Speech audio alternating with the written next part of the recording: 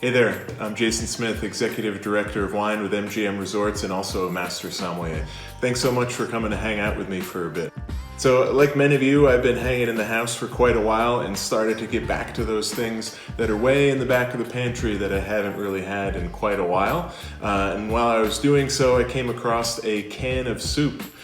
So first thing, I always got to check the expiration date. You never know how long those things have been back there. But it was a can of potato, broccoli, and cheddar cheese chowder.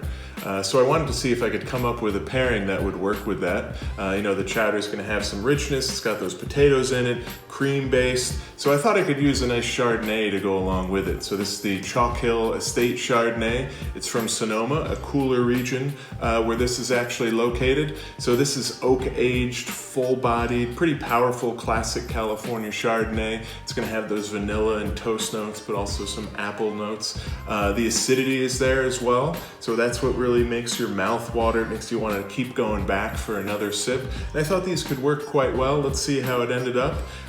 Worst comes to worst, of course, we can push this to the side and just go and enjoy this bottle of wine. But let's get the wine poured first, always.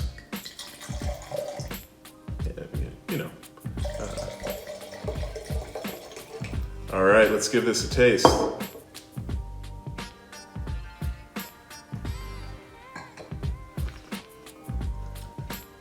Nice, so it's full-bodied, so think of that as like heavy cream in the weight that it sits on your mouth. Light-bodied would be more like non-fat milk. It's got that acidity. You can feel your mouth starting to water on the sides of your tongue, very crisp and bright. And then you get those vanilla notes from the oak aging in the wine.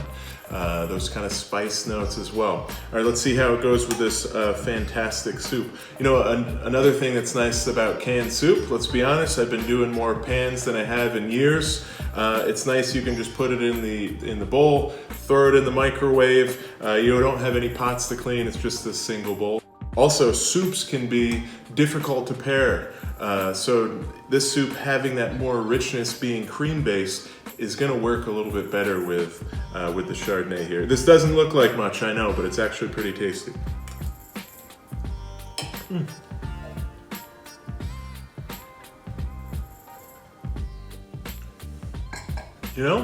Not so bad actually.